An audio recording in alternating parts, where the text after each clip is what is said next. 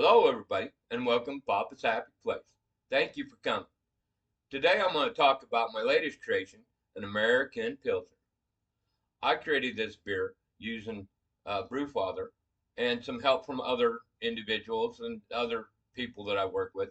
And what I was trying to do was I do a lot of European beers, and I've tasted a lot of, and I wanted to find out what is that American beer that people really like. And so I did some research. Come to find out that American lager or American Pilsner is traditionally what the American people tend to flock to, go to. So what they've fallen in love with is American Pilsner, or American Pilsner, or American lager. And I wanted to find out what that was about. So I brewed a beer, um, fermented it, cold crashed it, bottled it, shared amongst my friends, so that I could find out what that is, why this beer is so special to people. Anyways, coming up after the intro here, I'm going to be doing all grain video, and then we'll do a tasting at the end. But again, thank you for coming. And if you haven't already, would you please subscribe and push the like button. If you got any comments, leave them. I love comments. I do try and write back as much as I can. All right, thank you.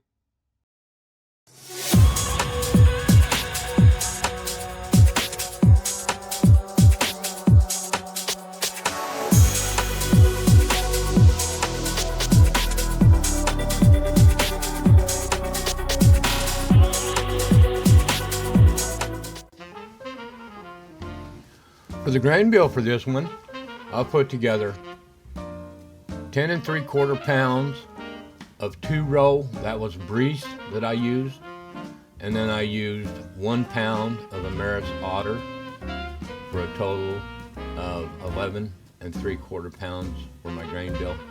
And you can look and see the percentages on the screen there. I will have a link in the description for this, so if you want to brew it, you can.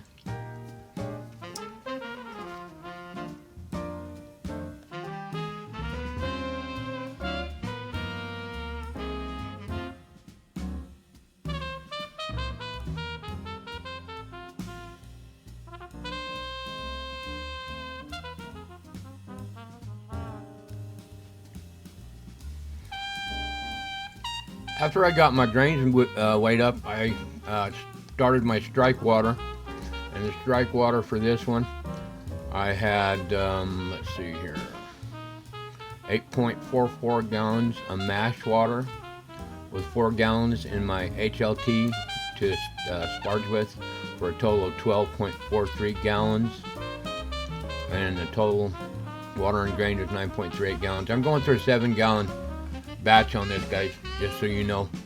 I lose a little bit in fermentation, lose a little bit in my mash tun, so I go for a little more than that, and then I come back down and I try and ferment out. When I bottle out, it's about 7 gallons. To get that, using my reverse osmosis water, I put, to get the right water concentration for my Pilsner, put 5.3 grams of calcium chloride, 2.5 grams of Epsom salt, 7.4 grams of gypsum, and that brought me to a pH of 5.49, which is a little high for this style, but I didn't want to put too much. I want to have a little sweetness left.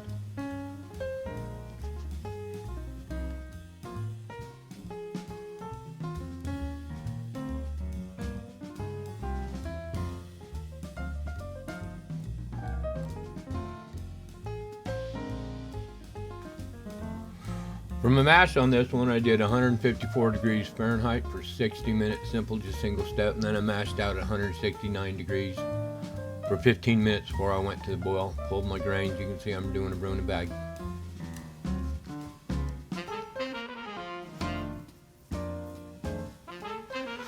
Once I got done with my brew in the bag, I my mash, I did a lauter over the top, got my much fermentable sugars I could out of this, and you can see I'm starting to just mix it up, getting just the top, and then I'll lauter over the top, get me some fermentable sugars, something I basically rinse. I just basically rinse back over the top and get myself as clean of water as I can get going in the boil.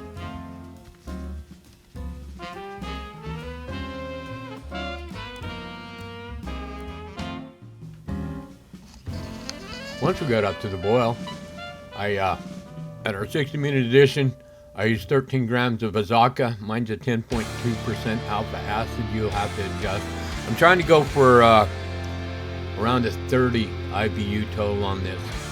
So you need to adjust whatever your alpha that you have if you're going with Azaka to get.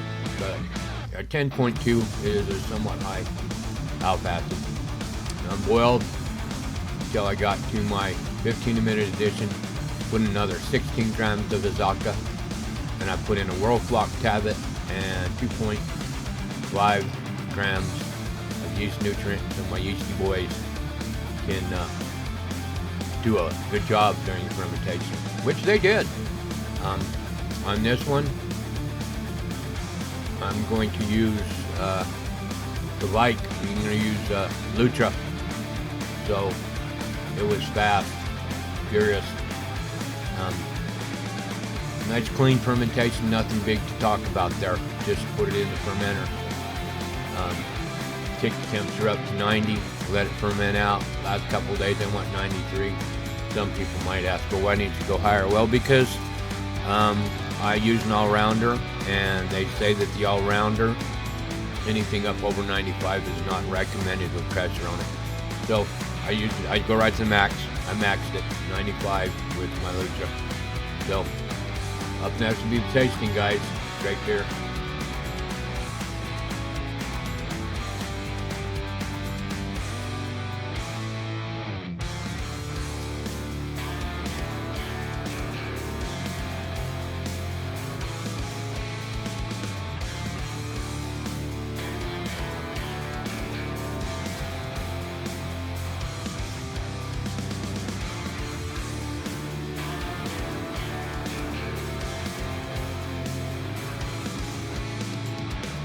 All right, everybody, get back to it. Tasting. Looks like it got about a half a finger when it started with finger during the pour. So finger got nice glazing on the glass. It looks, the color not particularly all the way clear, but it's a little hazy, not bad. Nice golden color. That's what I think most people want to, when they think about a beer, is that golden color of beer. But there's a lot of different colors here. Anyways, aroma, let's go aroma here. Smell. Do I get a sweetness? I get almost like a cherry.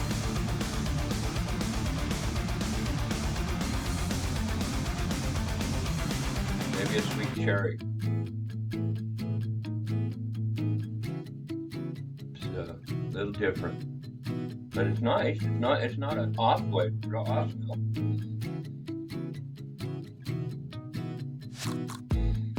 Oh, I think it's right side nose today. All right, mouthfeel real quick.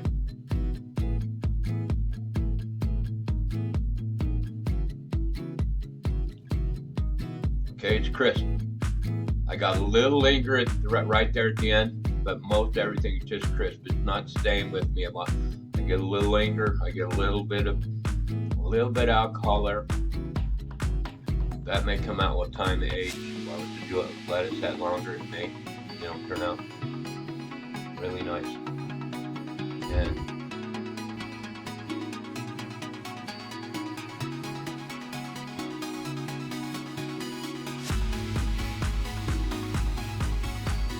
getting a really nice sweet, fairly sweet, not like a bread. It's not quite all the way baked. It's got that little bit of sweetness to it. I'm getting that. It's a little bit of sweetness. And I don't get a lot of alcohol now. I'm getting just sweetness. Just a little bit, and then the fizziness is carbonated well. I'm still watching the bubbles come up in the glass. I'm sure you might not. see that. Bubbles coming up in the glass still. That's nice.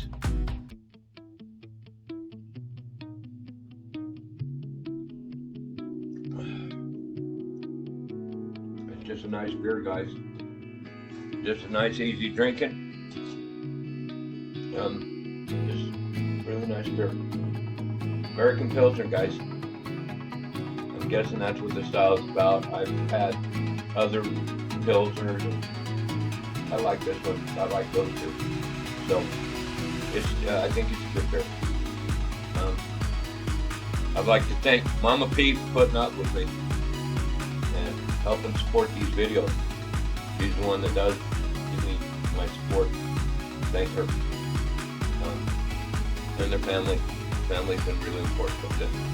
Helping me get through all some of my thoughts and processes and tastings and all the fun stuff. But again, thank you for watching here to the end. I really do appreciate it.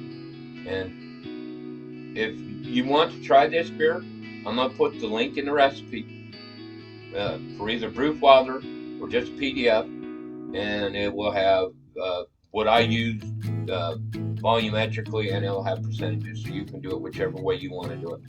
Have all of the temps and the times. You can put this beer, you can do the same thing. That's it. Thank you.